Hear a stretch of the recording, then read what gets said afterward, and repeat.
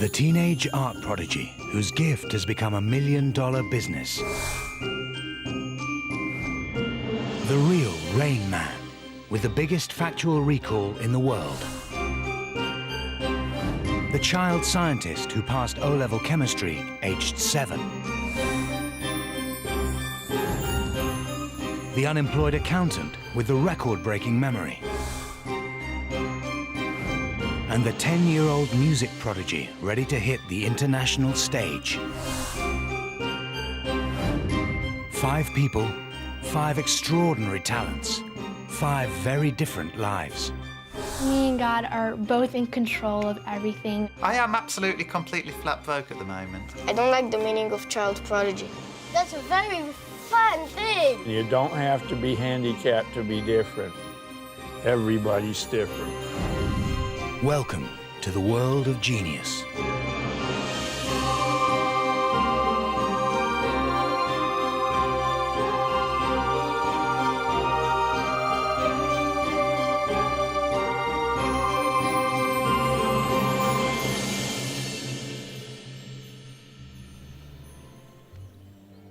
To some, genius is an arbitrary label.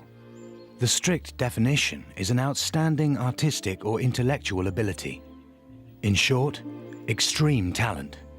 13-year-old Akiana Kromerik fits the bill perfectly, and she has a unique claim behind her gift. The earliest memory I could recall is probably when I was around 4 years old. One day I started having these very amazing and mysterious visions. His voice was following me and guiding me through these galaxies. And I asked him, you know, who are you? And I started calling him God. Akiana is an art prodigy from Idaho who claims that God told her to paint.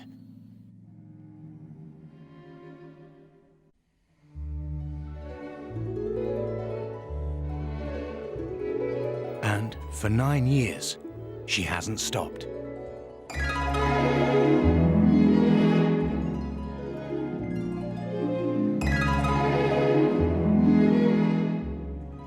I like to say me and God are both in control of everything.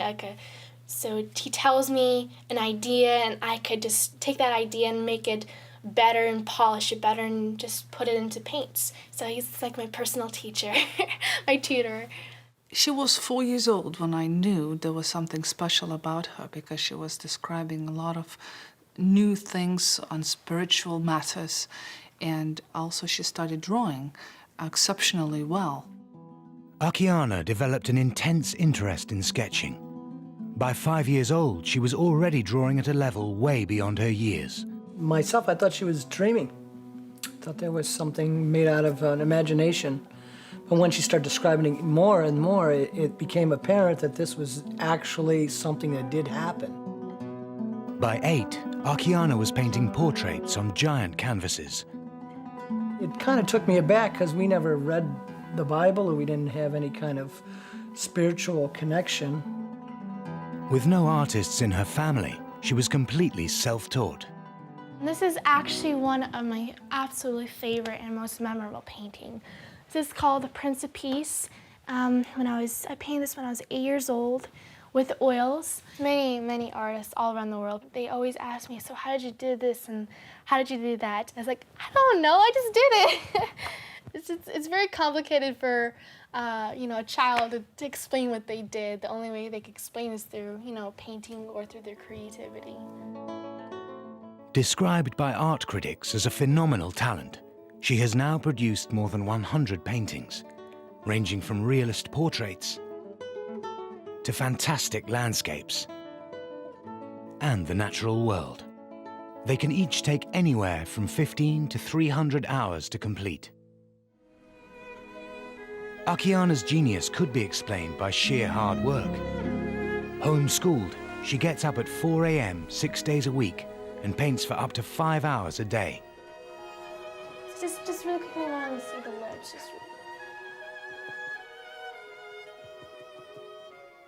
Sometimes there are days, sometimes when she's finishing up a painting, she might paint for 12, 14 hours. And I would ask her to take breaks and have something to eat or drink, and sometimes she would refuse. Akiana only studies the subjects she enjoys.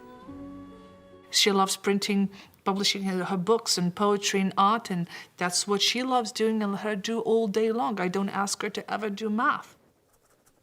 If critics say, no wonder she's a genius because she's devoting all her time for art, then it would be a better place in the world, that there would be more people who are interested in focusing their energy to the fields that they are interested in.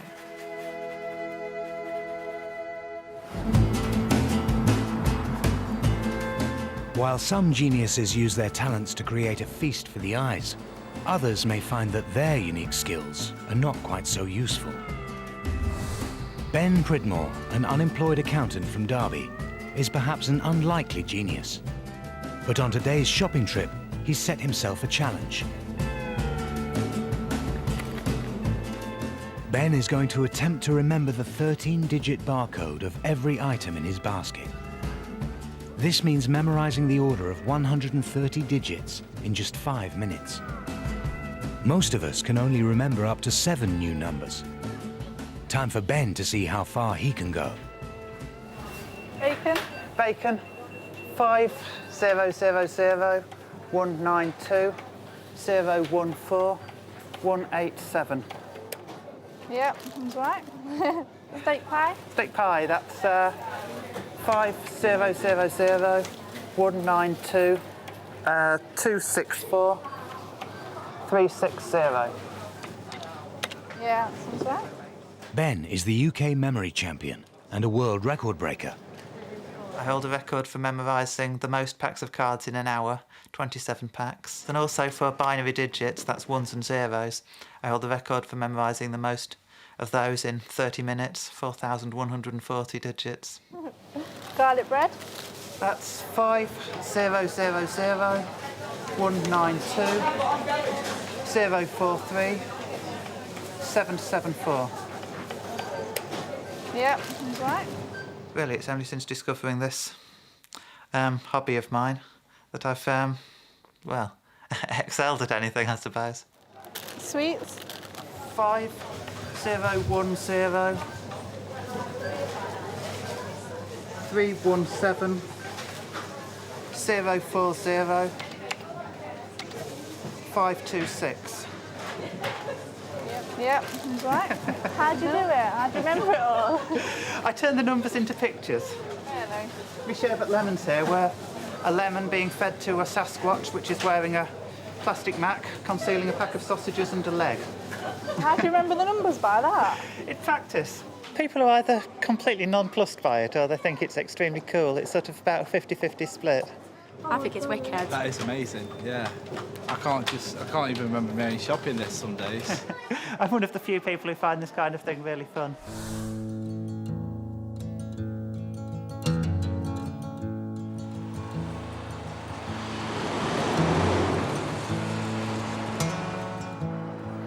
Did you tell him your birthday? 07/06/1980. It's a Sunday, and this year it's a Sunday. You retire in 2045 on a Thursday.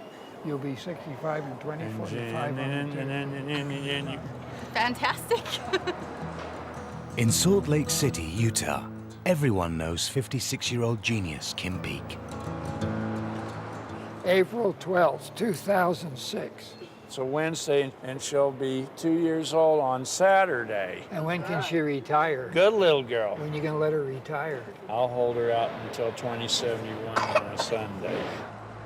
Known by many as the real Rain Man, Kim was the inspiration for Dustin Hoffman's character in the Oscar-winning film of the same name. Brain damage since birth and a rare condition known as savant syndrome have somehow given Kim an ability to memorize facts and information that is without equal. Savant syndrome is a rare but spectacular condition in which somebody with a developmental disability, such as autism, has some spectacular island of genius that stands in stark contrast to overall handicap. For years, doctors have tried to fathom Kim's spectacular brain. I'm just going to ask you some general questions. Can I do that? Yes. Okay. Today, it's the turn of the world's leading expert on savant syndrome, Dr. Darrell Treffert. When did President Truman remove General MacArthur from his command? April 11th, 1951. When did Hong Kong return from British colonial rule to Chinese control? July 1st, 1997. When did Saigon fall to North Vietnam? April 29th, 1975. When Kim was 9 months old, the medical world said he would never walk, talk, or be able to learn. Proving experts wrong, he is now believed to have the greatest factual memory in the world, memorizing 98% of everything he reads. I keep thinking that pretty soon the memory full sign has to come up like it does on a computer, but it doesn't.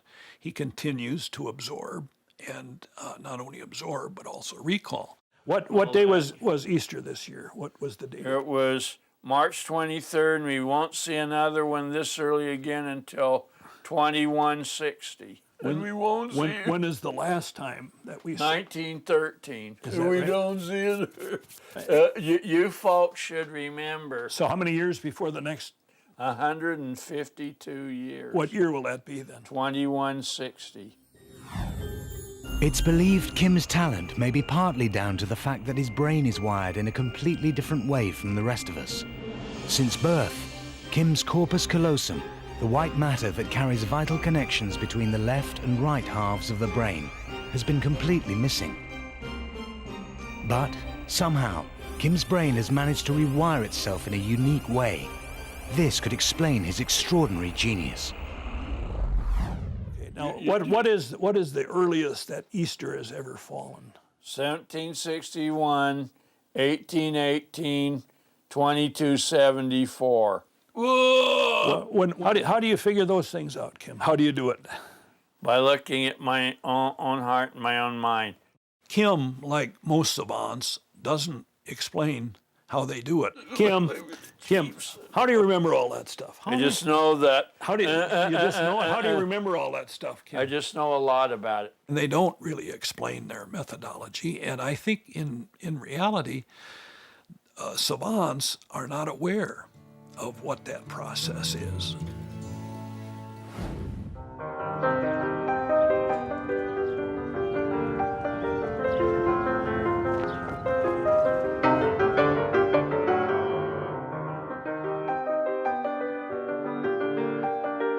Every time I look at him and when I see it, it is, I don't know, it blows me away. I look at him and I say, wow.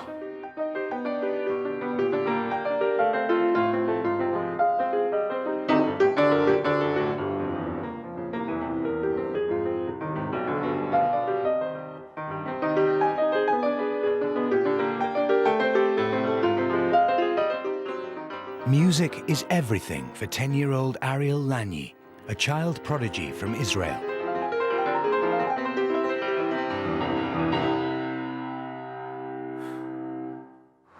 Ariel is more than just a pianist. He's a composer too. Oh, this could be an intro, and then there could be a totally This was there before? Yeah. No, that's what I want to write now. No, first of all, I want to jot down the intro. Okay. Before we start anything. But didn't you have a subject? You had a subject. I'm going to do my opus 8, opus 9, and opus 10, so I'm going to work on opus 6, opus 7. I don't have to do so. Then I'll work on opus 8, then on opus 9, and then on opus 10.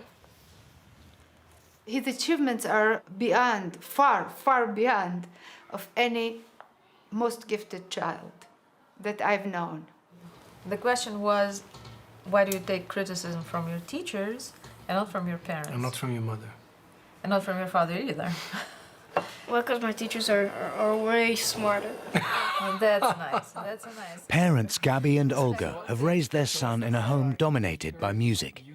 Ariel was destined to be a pianist right from the off. No, teachers? We were negotiating for a piano when Olga was pregnant with Ariel. And she said, well, why are you so anxious about it? What's the big deal? He's not going to come back home from a hospital and start taking piano lessons. And I said, no, but I don't want to bring a child back from the hospital into a home that doesn't have a piano. Neither Gabby nor Olga could play the piano. It was for one person only, their newborn child. When he was born, he started listening to music right from the beginning because there was a tape that his father prepared for the occasion. And from then on, he was listening to music almost 24 hours a day. There is a theory that very young children can be taught anything. They don't have to be born that way. But the earlier you start the education, the more you'll be able to achieve. It soon became apparent that the theory was working.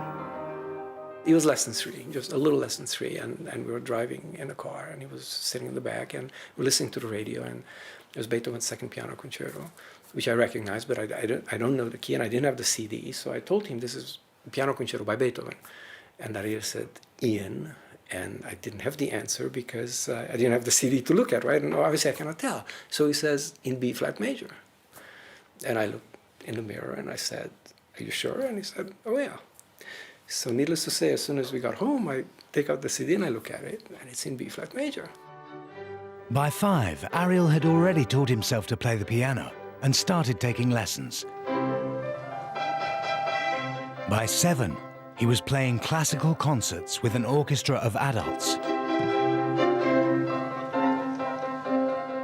In a way, we created it to some degree by exposing him early on. And a little baby doesn't have many choices, so he just lies on his back, and you play Bach and you play Bartók, and he listens.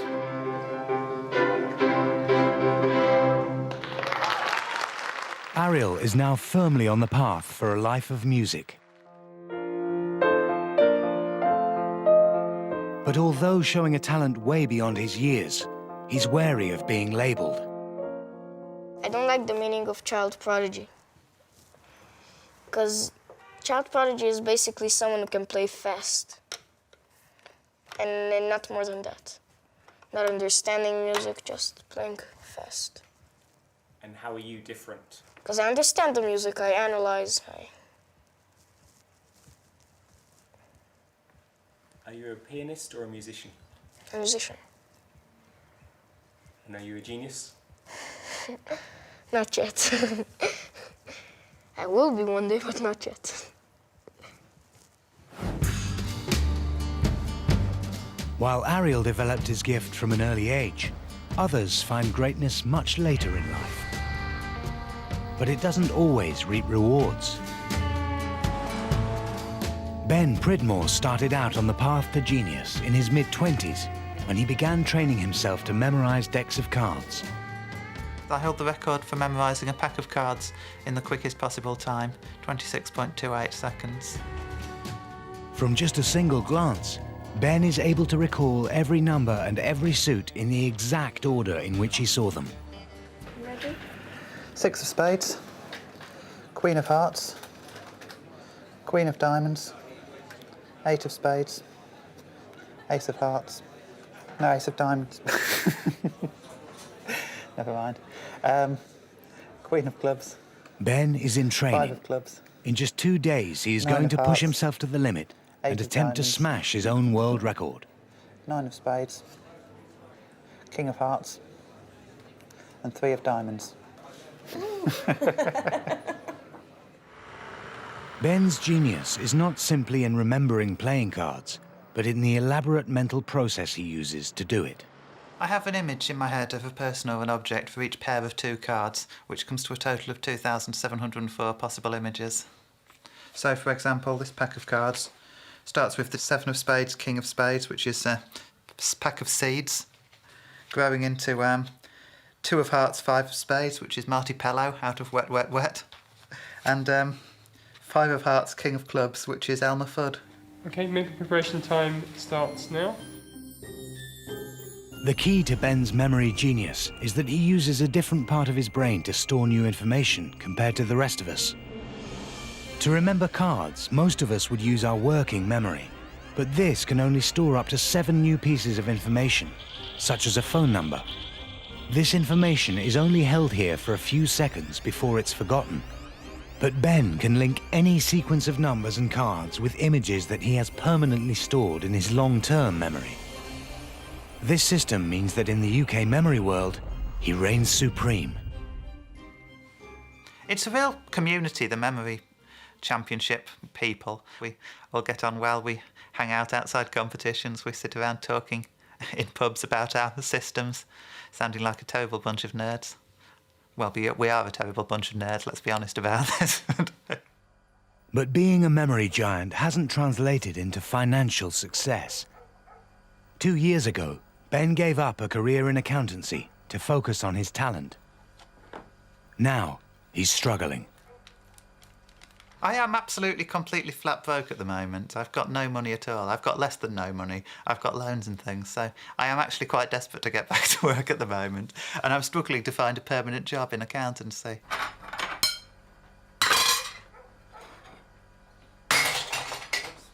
People tend to assume I'm a naturally brilliant person, which I deny absolutely. I'm a bit of a thicko, really, in a lot of ways. I just have an interesting hobby, possibly because I've got too much time on my hands.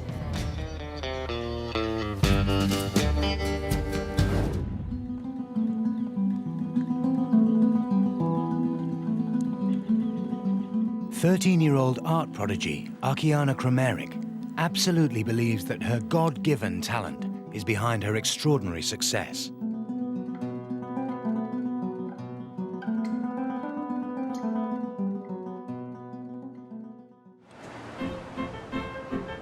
Today, at a local gallery selling prints of her work, she has come for a meet and greet with some of her fans.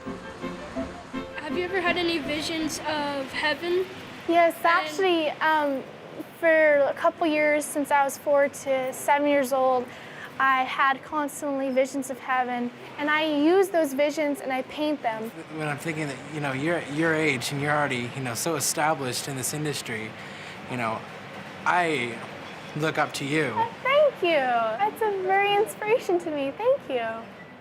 She's really been in touch with another dimension that is not common to our normal human experience. It's definitely projected. She's like a projector from God onto a canvas. An artist since the age of 4, this is no mere hobby for Arkiana. Her prints alone sell for thousands of dollars. At home, she is the sole breadwinner, with her parents and brothers carrying out specific roles in her business. Being the main moneymaker in the house is a great responsibility, but actually when I paint, I just don't feel like I'm making money, I'm making the business, but it just feels like I'm having fun with the painting. But Arkiana's genius has made her family rich. Since it's slow now and the economy's kind of a little flattened out, I probably do, or we do, I should say we, 50 prints a month. Now, a print is $1,800 US dollars to $3,100. On top of the $100,000 plus a month they make from prints, every so often they sell an original. Well, the most originals are between 100,000 and 300,000. Our highest one sold is 175. And that was a challenge. That was the one with the horse in the middle of the pine trees with in the snow. And it sold to a rancher down in Texas. We try not to sell the originals. She has control, because all of this you see here is all hers. So when she's 18, this is hers. I walk out of the picture and I do something else. And the fruits of Arkiana's labor? A new $1 million family home. She'll be painting in this area here. We'll have her probably easel here. I don't know if an easel on this wall or easel on that wall. But we also gave her a little kitchenette where she'd be able to have her daily coffee or tea, wash her brushes. But is this a normal childhood for a 13-year-old girl?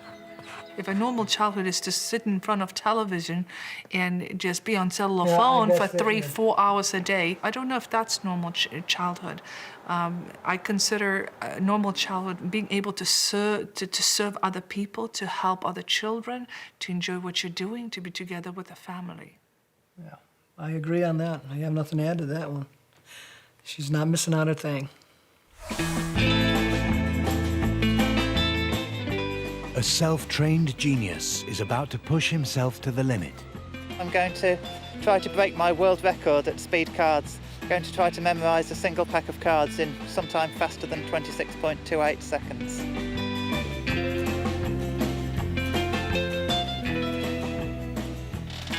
No, sorry. But things aren't going quite to plan for the UK memory champion. Pushing it too much in the middle, I lost track of all the images. Ben has done this before, he's very experienced. His current record is around 26 seconds, and we're very much hoping that he can push it down and give us all a tremendous shock.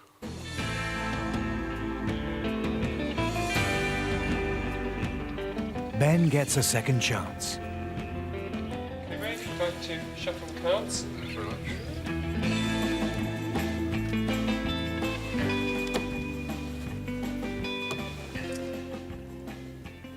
You want to ready? Go.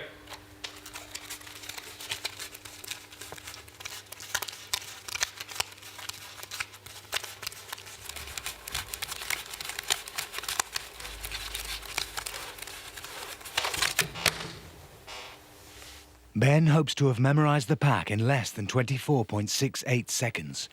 But to prove it, he must now arrange a separate pack of cards in the exact same order. Okay, your recall time starts now.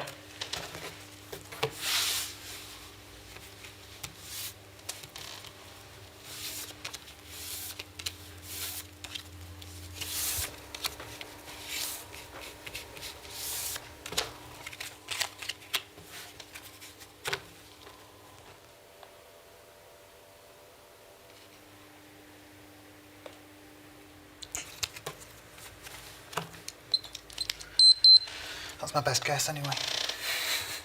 To decide it, the two packs must be compared card for card.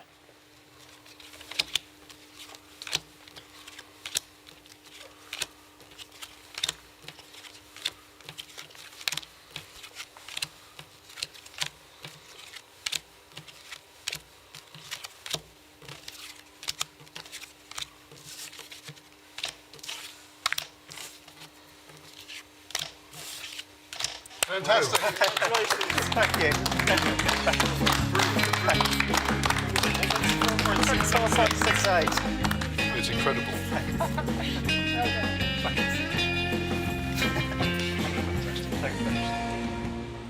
I did it, yeah. 24.68 it was in the end, which is just about exactly the kind of time I was hoping for. Oh, that was amazing. I mean, my God, he's broken the 4-minute mile for the brain. We started out with a puppy teaching a lesson to a Maori who was holding a microphone over a necklace owned by Nassim Hamed, who was using a pair of tongs to hold up a bag of sherbet, pouring it into a sieve. It's an objective test of how fast it can be done. And in that sense, it's unbelievable. In front of an auctioneer who was selling a tentacle which was growing out of a superhero in a suit of armour who was planting a flag in my dad's old garage. Simple as that. Simple as that, in 24.5 seconds. In Israel, it's 9 p.m. on a Thursday night, and 10-year-old musician Ariel Lany has a gig. At the tender age of 7, he branched out onto the jazz scene.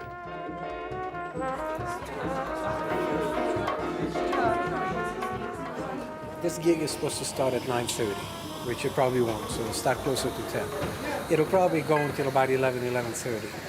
By the time he's going to get home, it'll be midnight.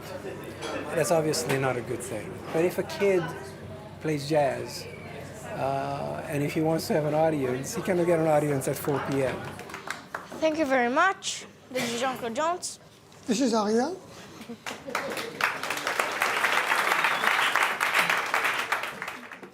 But can a child of 10 handle the strain of such a late-night gig?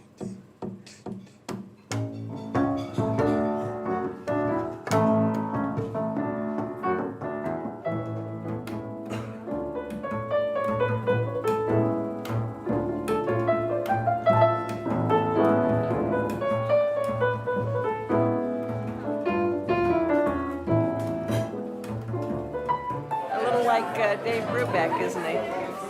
Very, very good. But a child, he's just a little boy. It means crazy nights, it means strange life.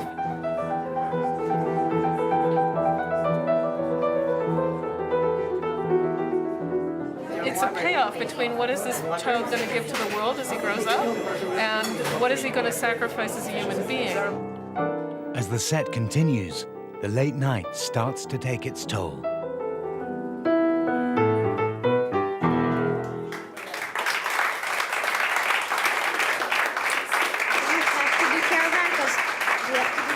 I'm very tired. Watching the program, man. I don't know what to say. You can tell the people that you're very tired. And you can tell them, you know, that if you want to. Is it professional? Is it professional? Ariel decides to persevere.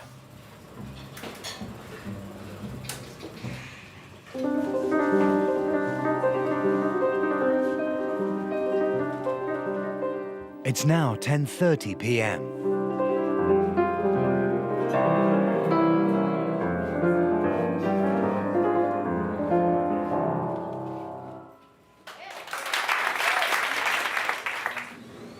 How did I play? We'll talk about it later. Played okay. I could do better. You know, I was very tired. We're going now to improve. You're going out to improve? He's not pleased. I know it flopped. What? I know it flopped. It didn't flop.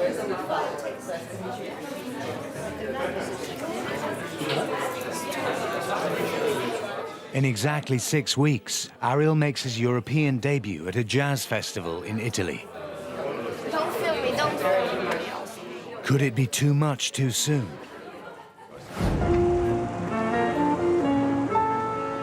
Getting the balance right between protecting and encouraging a gifted child is incredibly difficult. But in Singapore, Valentine Corley is determined that his 8-year-old son, Einan, reaches his full potential. Complex processes in an organism begin when a molecular key fits into a correspondingly shaped molecular lock. Exactly. The key can be a relatively small molecule circulating in a body fluid, whereas the lock is usually a large molecule known as a biological receptor that is often found embedded in a cell membrane. Einan Corley's love of science was spotted when he was 6 years old. We discovered that he was interested in chemistry when he was at his aunt's house. He found a chemistry book and he was reading it. And his aunt saw him reading this and said, Einan, you seem to understand that. And he said, I do. And so she went away and got an exam paper, gave it to him, O-level exam paper, and he answered the questions correctly. Einan taught himself chemistry on the internet, and at 7 passed the O-level exam.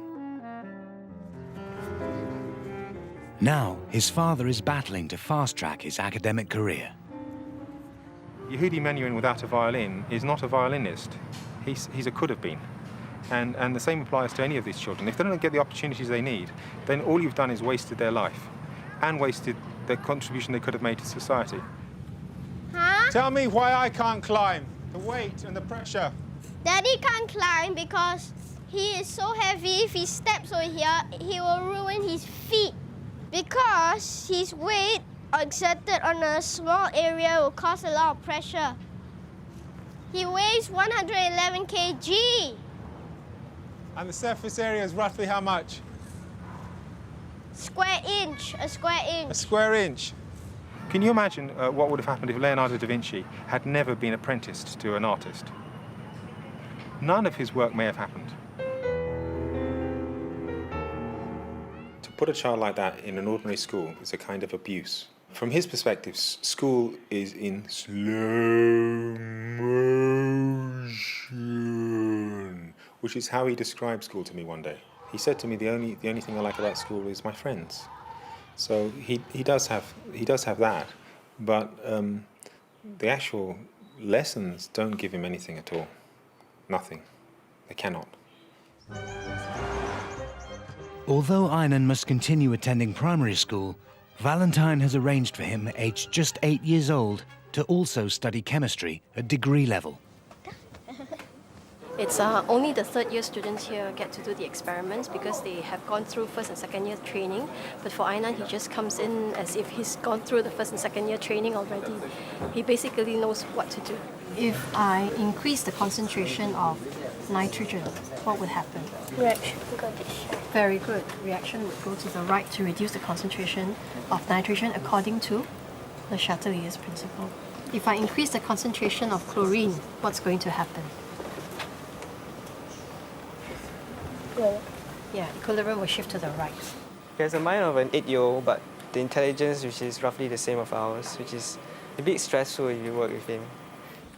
Subsequently, you need to wash it with sodium chloride. Huh? Tell me why we need to do this. I'll leave it to you to find out, okay? Why do you need to wash with sodium chloride? Anybody can tell me now? Go on. It aids layer separation. Yes, it aids layer separation.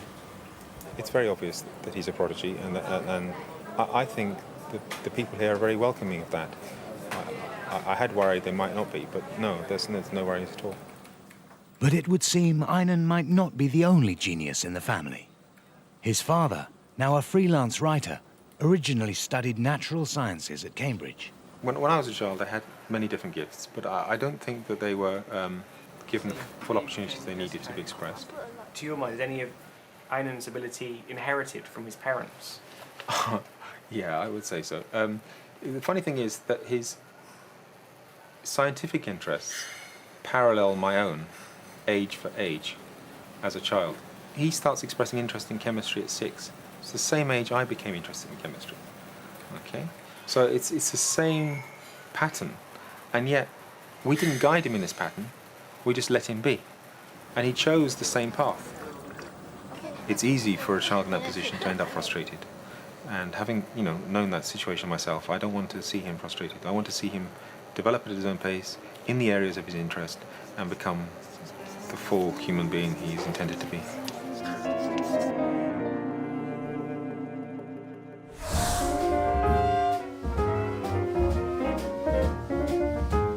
Where are you from? I'm from Davenport, Iowa. And what's the area code there? If you're a 3, it's 563. If you're a 7, it's 309. Prodigious savant Kim Peek is a walking encyclopedia, having memorized over 12,000 books. When did England become England? It's been that way since 827 under Egbert, and then Athelstan defeated the Danes at Brunanburh and united the country. In what year? In 933. Good. But suffering from brain damage since birth, Kim is a genius in need of 24-hour care. And at 82, his father Fran has his own illnesses to contend with, having recently had a melanoma removed from his face. I have to brush his teeth and everything that's physical. We shower together and I have to dress him after. He dressed himself, I have to redress him. Just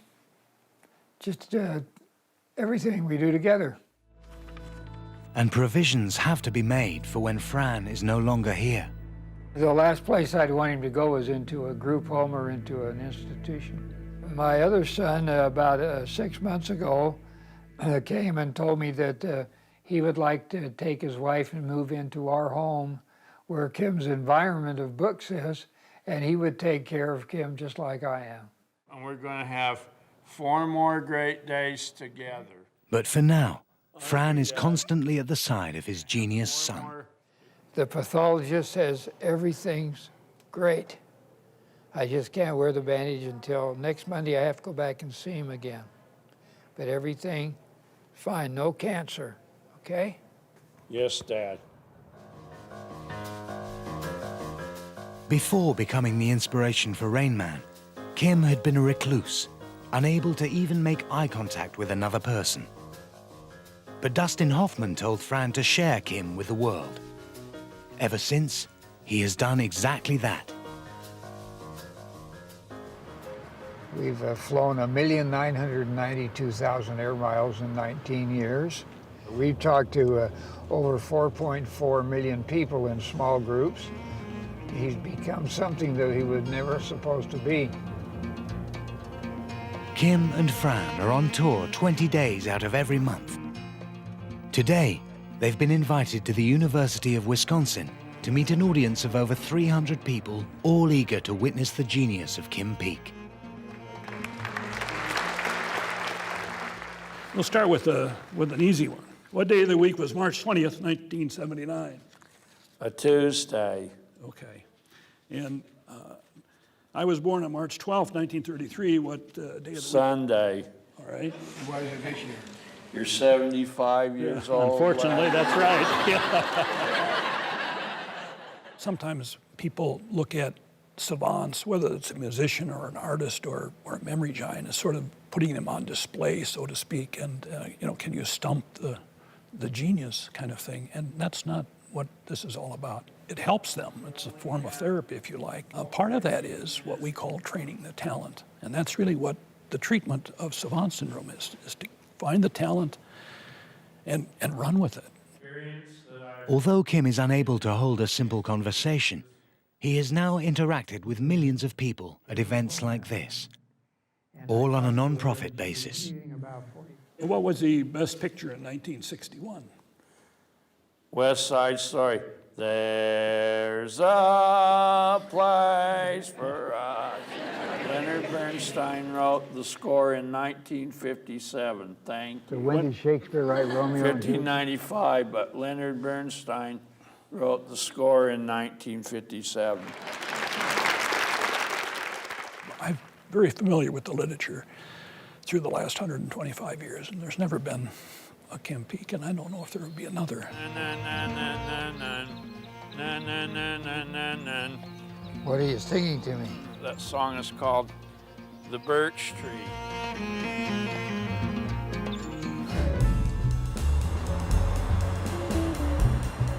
Vicenza, Italy, and 10-year-old musician Ariel Lagny has been invited to make his European debut at a prestigious jazz festival, but he's feeling the pressure. It's a big gig. Okay. So right now, what matters is to put a smile on your face. A non-nervous smile on your face, okay? This is a real jazz festival with big names, and he is playing alongside known people, so he's very, very nervous. We just hope that he will revive before the concert.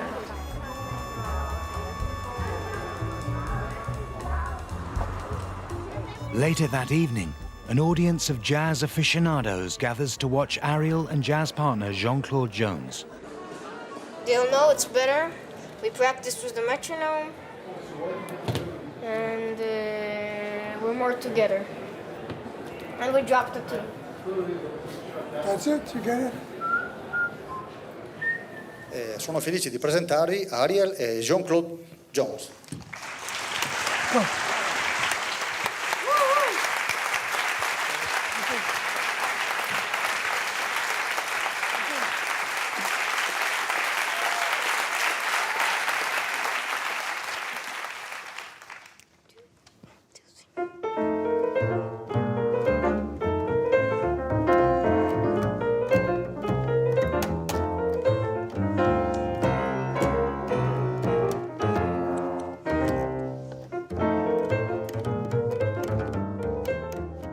Dad Gabby is in the wings throughout.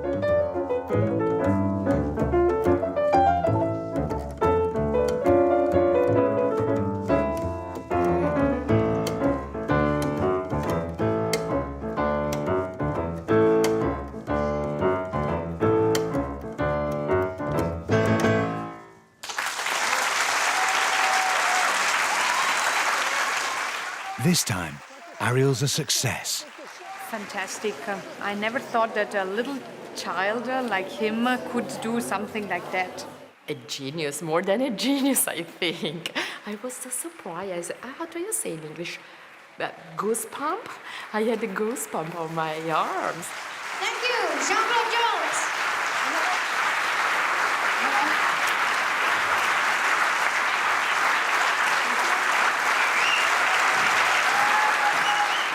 How's the gig? That's good. Good, Good. Hey, JC, how was it? Hey, man, that was good. Yeah. Was it professional? I think so. Good. When a child prodigy stops being a child, then the question is does he have the wherewithal to be a bona fide artist or not? And if he doesn't, then he can be a very happy amateur. If he doesn't follow a career in music, he'll probably have to follow a career in something else. And it will have to be his decision ultimately. It will not be ours.